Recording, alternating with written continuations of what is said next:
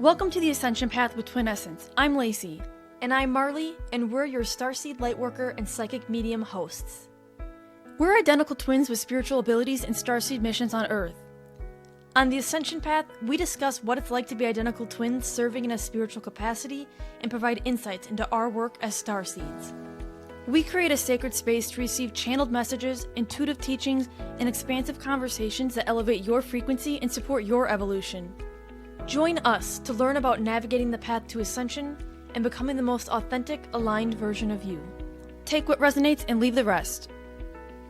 In this episode, we are digging into the Alpha Centaurian Star beings.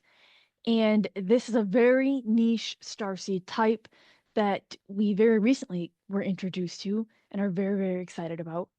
But the Alpha Centaurians are from the Alpha Centauri star system, which is about 3 planets in it. I believe it's like A, B, and C. They do have specific names, of course, that are more complex that I'm not going to dig into. But the Alpha Centauri star system is part of the Centaurus constellation. These are such mystical beings, is how I describe it. When Lacey and I first connected to an Alpha Centaurian Starseed, the being stepped forward in such a unique way. It made such an impression on us. And we knew it was going to be a new type that we had not connected with before. It was actually in a twin magic reading. And of course, we saw the flash of color to start. They were appearing very white and silver. And we knew it was different than anything that we'd ever channeled before. And we couldn't get the name. We couldn't get the name right away. I knew it was something to do with a C. It started with a C. I kept getting like a C, but I didn't know what specifically it was, and Lacey couldn't necessarily figure it out either. And so later, after that first initial contact was made and we're trying to figure it out, later that night, we were actually watching a TV show. And this is like a time period drama, action type show, not at all galactic, not supernatural at all, not even paranormal. It was fiction, though. Yeah, it was fiction though. But in while we're sitting there watching it, I start asking them in my mind, I'm like, who are you? What is your name? What is your name? And it was at that exact moment that I was asking that on the TV show, a painting of a centaur appeared on the show. And Lacey and I made eye contact, and Lacey was like, Alpha Centaurian. It was very, very fun, and we love when they come through in such playful ways. And us, we like when they play with the pop culture references of whatever we're doing and watching. So we were very, very excited jumping into that twin magic reading to share that with the client because it was so new and vibrant, and they had such a distinct energy. I do remember we were even like, is it Cassiopean? Yeah, Because we knew it was a C. So we're like, what is this? But it was not that. It was so obvious with the centaur image and the energy that was coming through as well. Like, we loved it. It was such a fun introduction into who they are and what their personality is. And also amazing 3D validation for Lacey and I connecting to a new star being. And I think it's really interesting too because like Lacey and I, as we're big pop culture, we consume a lot of TV, movies, like we love it all, right? And it just shows you how divinely guided it truly is and what we're consuming and how we're able to make that connection and receive that message loud and clear. With these niche starseed types, it becomes even more difficult to find accurate information on them. I mean, you're going to pretty much be tied to like maybe some YouTube videos and some blogs that come up when you try to Google it. Of course, the Google AI bot will give you some kind of description of an Alpha Centaurian starseed or star being, but it's not helpful and it's really difficult, especially if you are one of the starseeds that is uncovering that part of your lineage and you're looking for more information. So, all the more reason that we record these episodes to help you understand your star family better and what this lineage actually means. And it's really, really exciting, I think, to be part of a niche starseed type because you're not just one of the main stage acts, like you get your own little slice of the pie in your own part of the world. And it's fun and nobody can tell you you're wrong, right? Because it's even harder to find information on them. Yeah, absolutely. We can't all be galactic founders, right? No. Um, so Alpha Centaurians, when we connect to their energy, as I mentioned when they first presented themselves to us, they were white and silver in color. So that's the first flashes that we had seen. It was a bit shiny. I'll say that. Like it felt a bit shiny. I know we've talked about Hathor and Venusians sometimes appearing very shiny, but Alpha Centaurians also came across quite shiny, but in a different way. More in um like a knight in armor kind of shiny versus Egyptian ancient divine feminine wisdom kind of shiny. Yes, and I think it's important to note that they don't appear as centaurs, even though we knew that was a trademark and a sign from them when we were first meeting that type. We know they don't appear as centaurs. Like when they actually come through as channeling, they're not like in this half man, half horse body. Like, Yeah. not what's happening. They're usually humanoid depicted to us. But they use that Centaurian imagery, right? It's very much a trademark, especially being associated with that Centaurus constellation. I connect that more to like the Greek culture and the folklore associated with Greek culture.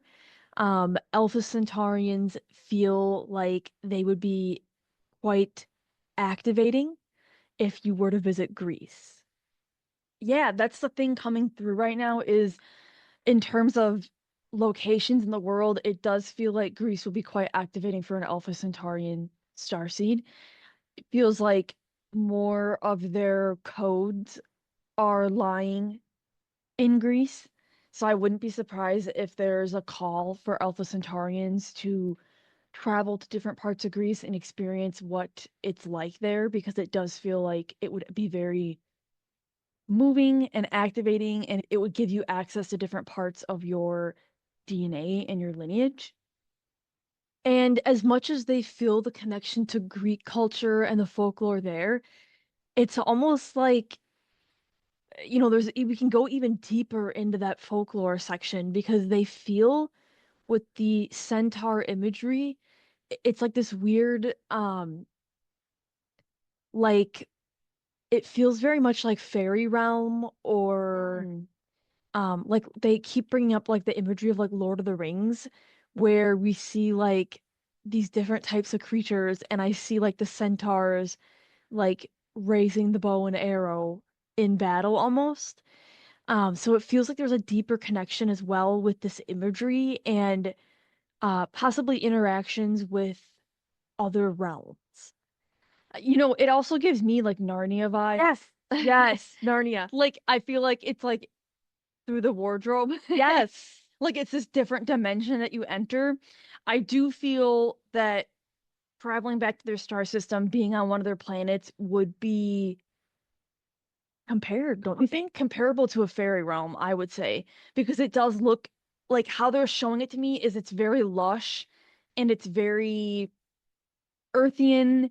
It's mythical, magical. It does feel quite fairy realm like. So I do think that's how their planets come through and how their home would look.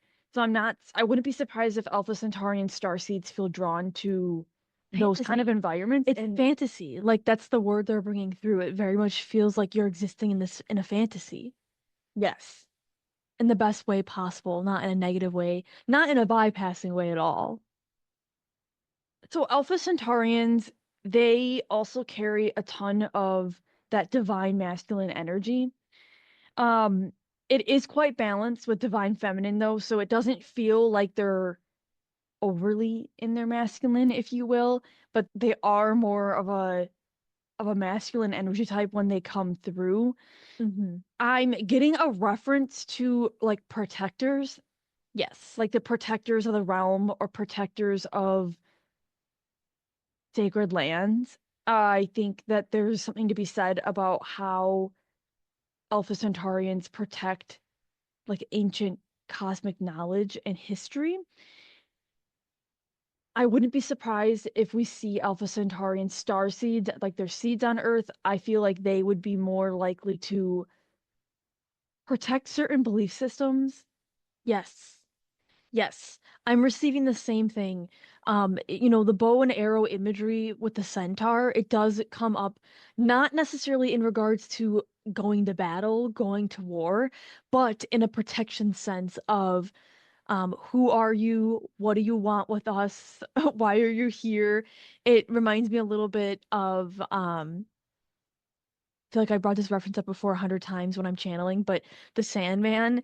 But it reminds me of it's like when somebody new enters into the dream realm in a Sandman and like the dragons, there's like these dragons in Dream's realm, that are very much like who's here, who's visiting, and it kind of reminds me of that, but more in that like Narnia, Lord of the Rings type environment, fantasy type environment.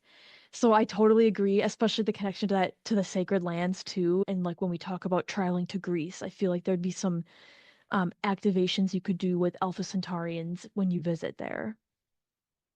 I do, I also hear preservation too. So it's like protection and preservation. It feels like there are ancient codes, and when I say codes, I mean like code of ethics is what it comes through as, not like light codes, it's code of ethics. And it feels like they have ancient codes within their civilizations that they work to preserve. And it's a great contrast to like how their seeds are on Earth because their codes are older, they're somewhat more traditional, but they are very different from what we see unfolding on Earth. Yeah, I think it's related to one of the things you had pulled through, Lacey, was about that protection of belief as well, that we might see their star seeds come up against in the human incarnation. What they are bringing up for their star seeds is discernment of when it's appropriate to protect a belief or a value and when belief or value should be dissolved. Ooh. So, for example, uh, there are certain 3D beliefs or constructs that as humans, their star seeds might hold on to. I can think of accountability as an example, right? Lacey and I talk about accountability all the time being a 3D construct that doesn't always uh, push change forward or push learning and growth and evolution for ascension forward. And so that's one example of a 3D belief of is it important to preserve accountability for humanity? Or is it more important to dissolve those beliefs, reach a higher consciousness, and approach resolution differently? That's a good point. They also have, they bring up like belief systems surrounding power and power dynamics, outsourcing power, and a lot of their a lot of their star seeds on Earth are more likely to struggle with power and like stepping into that power. And I think too, stepping into the power, but from what place, right? It goes back to that protection of belief systems, protection of values. What is the most appropriate belief or value that should be protected on Earth in a human incarnation? So when you're stepping as a starseed, when you're stepping into that place of power, your own power, or it could be 3D power, right? It could be like a position in a community or position in your career that quite literally is giving you some sense of authority or power? And is that for the right reasons within your soul, right? So is it something that you are supporting and you fully believe in, or is it something that you've been 3D programmed to believe and fight for? Well, not just that too. They have like a very physical representation of power when they come through, and I think it has to do with that masculinity piece, but it's also like their seeds are more likely to experience the dualistic experience of power dynamics and what it is like to step into their own power and not outsource to something outside of them. So outsource being like outsourcing to different like belief systems, outsourcing to the answers being outside of them, seeking rather than receiving. I think on the flip side, it can also be experiencing the duality of power. Um, being that their starseeds may experience disagreeing with someone in power, or Yeah. they may experience outsourcing from the perspective of it's happening to me. It's almost like a victimhood piece. Versus you are the co-creator. This is happening for you. This is asking you to step into your power. This is asking you to step into your own personal leadership. So they bring that up as a challenge that their starseed may experience in the human incarnation in the 3D world. I think this can play out very specifically, right, in like relationship, family dynamics. It can also play out through friendships. It can play out through career, right, in certain positions in careers, positions in communities, and then also we see it play out on a collective scale too. Yeah, I think that makes a lot of sense. And the other piece coming through is that they are a very, I want to say siloed or alienated society or group. I don't know what else to call it, which just meaning they keep to themselves, they don't start conflicts, they don't seek all this social connection with other types of star systems and star beings. Not that they're closed off to it, they just don't need to outsource so much and become friends with everyone. I do think in how it comes through is Alpha Centaurian starseeds that are on Earth probably have a really strong sense of feeling left out or feeling lonely and being the black sheep or the oddball more than just like your average starseed, I would say. I agree. It does come through as isolated to their constellation, right? Very isolated to their constellation. They don't feel like they're necessarily collaborating and interacting a ton with other star beings and other lineages, um, which I think can then manifest down in the human incarnation for their star seeds, as you said, Lacey, to maybe a more isolated feeling or maybe a feeling of being an outsider, um, kind of keeping to yourself. I see the imagery of like almost being like the shy bookworm in the library versus the popular kid that everybody wants to choose to be on their team in a PE class. It's very solitary. I get a sense that you would find an Alpha Centaurian in a library alone, at a coffee shop alone, like that kind of thing. It's very solitary. They're not afraid to do things alone. And they don't have the same need or desire for community necessarily, but it is inherently still part of them. Like they do, I don't know how to describe it. Like they do still value community and desire having some kind of space where they get to be themselves and take up room, but they don't always like allow themselves to have that, if that makes sense. Yeah, so how it comes through for me is they are very secure in their independence, which is why they're okay. Like, I'm good. I'll stay here, I'll read the book. I don't need to be invited along. I'm okay not being the most liked one in the group. So they're very secure in that independence, but that doesn't mean that in a human incarnation, they're not going to naturally want some type of community or want some type of connection. It's not necessarily, I don't necessarily think they're sitting there not sleeping at night about like, oh my God, what about my friends? I don't think that's it.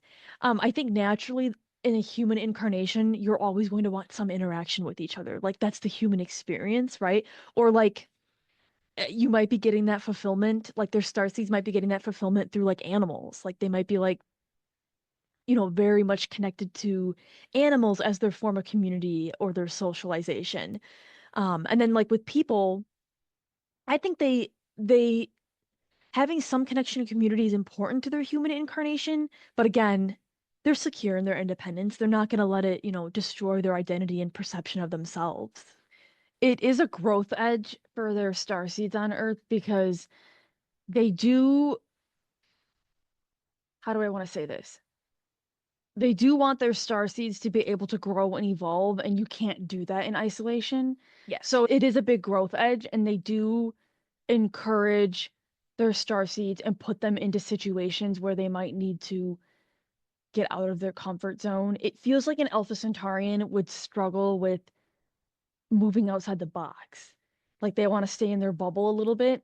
And one of the growth edges with their incarnations on Earth right now is that they want their starseeds to move out of the comfort zone and try new things, because that's the whole point of being on Earth during this time. And they also are talking a bit about self-trust too, really helping their starseeds move into trusting themselves and trusting their decisions, trusting other humans and people they come into contact with.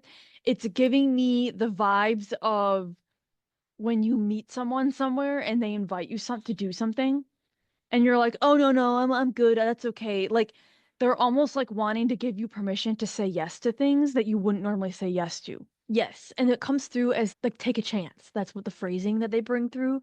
It's like they're asking you to take a chance to their star seeds. And I think to Lacey's point when she's talking about um they might struggle with going outside the box, it goes back to that comfortability and security with independence and being themselves. And so there's a lot of other humans out there who aren't always comfortable with independence, aren't comfortable being alone, aren't even comfortable with themselves. And so Alpha Centaurians, there's nothing wrong with you. You're totally comfortable with yourself and your independence, but it's okay to take chances, to meet others, to want community, to want connection. After all, you're going to continue to be put into positions where you're going to be asked to step more and more into your power and leadership. You're going to be asked to take a chance. It feels stretchy for one of their star seeds, meaning they might have some internal resistance to pushing themselves out of their comfort zones. But that's how you know you need to do it, when you start to come up against that resistance and it feels like a little stretchy and you're like, I don't know if I should do this. Like that's when they're gonna like push you out the plane with the parachute and want you to really take flight, like quite literally. And also they bring it through as like all of these messages about taking chances and pushing outside the box, outside the comfort zone. It relates back to that discernment of when to protect values and belief and when to dissolve. Because if you're not out there interacting, experiencing life, and co creating, it's going to be very hard for you to figure out what should be dissolved versus what should be upheld or created. So it gets you into that creator space so that you are able to better understand where your programming is coming from too for your own personal ascension process. And the way it comes through as well is that their incarnations and the roles that we see their star seeds playing on Earth, it feels more micro. Like it doesn't feel like they're going to be like commanding big groups of people. It feels more one-to-one, private, individual based. And that's what I mean by micro. And it feels like those are the ripples that they make in contributing to Earth's ascension. I do see more themes of like self-acceptance. Um, I want to say forgiveness a bit as well. These are just like different codes of ethics and values that they might have their star seeds focused on. Because it feels like they have this like ancient code that their star seeds each focus on like one of them, and then that's their mission when they come here, is to not only expand that and amplify it to humanity and all the humans they come into contact with to contribute to Earth's ascension, but it's also for their own development path, right? So like acceptance, for an example, they'd be working on accepting themselves in order to reflect that back to others so that others also feel they can accept themselves. And part of that acceptance, I mean, I feel like a lot of their values can then start to build off of each other and start to weave, right? Because when you move through acceptance, it's almost like you'll move through forgiveness too, because part of that process is being able to forgive, being able to understand how others operate, how you operate, forgive yourself for, actions you might have taken, forgive others for actions they might have taken so that you can learn, grow, and evolve in this lifetime versus um, standing by something so strongly that it's at the detriment of yourself and others around you. So I think in essence, the biggest thing that we see with Alpha Centaurians and how it's coming through us right now is that there's that threshold of rigidity. Yes.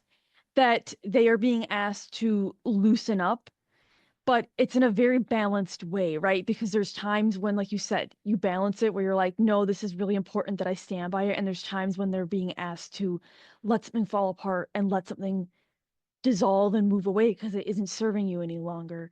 And I also want to say, like, in general, the energy of Alpha Centaurians is very, it's that powerful, protective. It is logic based too, I want to say. Like, they are a more logic based being, so they're not going to be as attached to emotional reactions. Yes. But they're still like empathic. Yes, of course. That's how I view it. That's how they come through to me as well. It's less emotional reaction, more strategy. Um, it's like very much in the mind versus other starseed types that, when we see starseed types that are more towards that divine feminine, I'll compare to like Hathor starseeds or Venusian starseeds who are very, very, very high on that divine femininity scale. It's less like feeling. I think that they're less sentient and feeling, and they're more of a logic-based thinking. But it's not in a bad way, and it's not in like a way that where you're like stuck in your head all the time. Although I do think if you're not connected to your origins and mission and purpose, and you're not as balanced in alignment, I should say, if you're not living in alignment with your starseed type, I think that maybe you could get stuck in your head more as an Alpha Centaurian. Yeah. Yeah, because it feels like processing, it's more of head versus heart. And it's not, again, that doesn't mean that they're not empathic, they're not intuitive, they're not feeling. Like, yes, they are empathic, intuitive. They can be feeling. It's just a matter of how balanced one might be in a human incarnation, how connected you are in your human incarnation.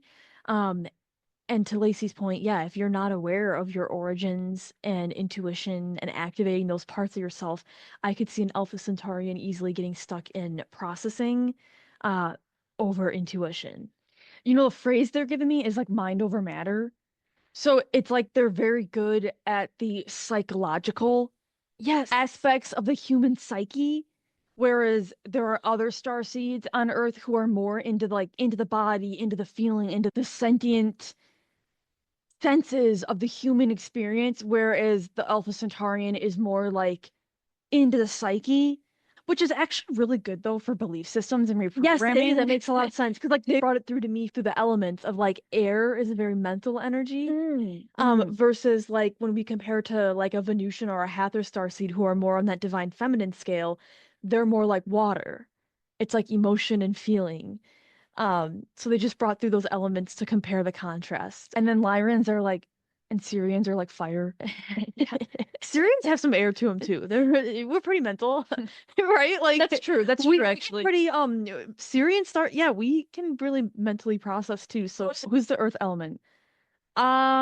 So it's funny because I always connect Palladians heavily to Earth element. Oh, that's true. Because Palladians are just ride or die for Earth. You know what I mean? Like Palladians are like, we just love you so much. We just want you to succeed. We helped make this.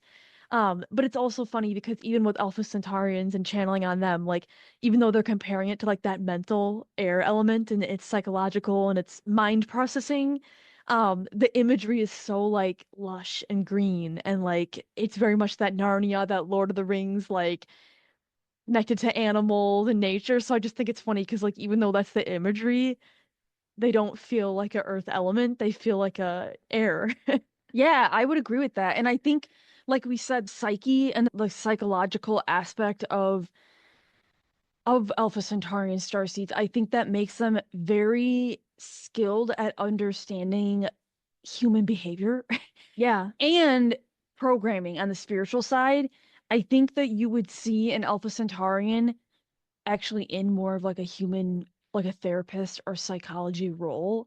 I think you would also see them in I could see him as like educators too. I was just gonna say like I want to say like a professor or teacher, yes, but I almost feel like it's more like college level Me too. professor. Imagery is very much college level education, like teaching adults. Yeah.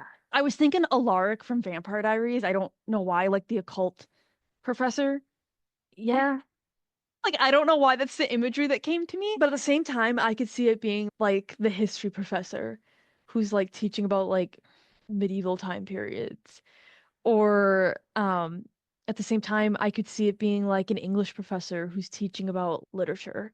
You know what I mean? Like, that's like different. It's very specific topics. Like, they wouldn't just be like a art, art therapy professor. Like, no, and they wouldn't be like, I'm teaching you some kind of writing. Like, that's not it. Like, it's very specific subjects, I feel like. But I do feel they would be strong candidates for like writing things in that type of, yeah, logical, it feels very intellectual, is what I want to say. Like, there's a very highly intellectual energy to their star seeds, and I think that they don't approach anything without caution. Like, they are not going to be diving into the deep end. They are going to approach with caution. They're going to think about how it relates to the bigger mission, how it relates to their path, how it can support them before they make any decision. And the way it is coming through from the Alpha Centaurians is that's fantastic. But there are times when we really need to push you into the deep end, and we really need to push you into trusting yourself when you know, and not holding yourself back due to fears or due to unknowns, and not really fully feeling like you understand what it means and how it could impact you. Yes, writing does feel like how they transmit, right? How they transmit messages. That certainly does feel like an option for them, as well as speaking, whether that's in a, like we talked about, professor or counseling setting, one-on-one. Um, but they're quite quizzical too. Yeah, and like you said, they do strategize, they do think things through, but to that point, they're being pushed more and more out of their comfort zone as they are ascending. And that is because it is time that they step up into their power. It's time that they discern through belief systems, see what's holding them back, see what needs to actually be preserved and protected uh, as a collective and individual, right? Because I see them making the impact on that micro scale, like Lacey mentioned, and on that micro scale is where the ripple goes out to those around them. Because again, yes, high tides raise all boats. Yeah. So the more they are doing that individualized work, the more that's going to ripple out into those they might be connecting with through relationships, family, through the 3D work they're doing on Earth, right? Quite literally their careers on Earth. That's where we see that rippling out naturally through their own evolution. When I talked about being quizzical, I mean like they are going to be the one asking lots of questions and making people think differently. Yes. Like, it's how they prompt you to think differently and how they can activate you. So, very, very interesting type of star being. I think they're very intellectual. They're very strong, very powerful. And I think we'll be curious to see how other Alpha Centaurians feel after the episode and feel meeting more of their star seeds, right? Yes. Yes, because more and more it feels like they are being asked to make those connections, because I don't think the connections necessarily always happen organically. I think that they have to be pushed on their path to make those strides, especially because we've talked about the safety and security they feel in that solitary, independent way of living.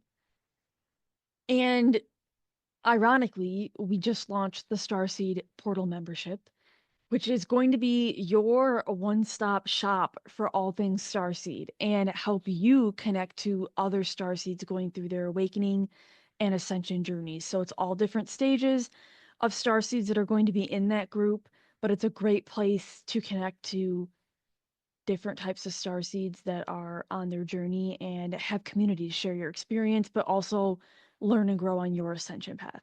Yes.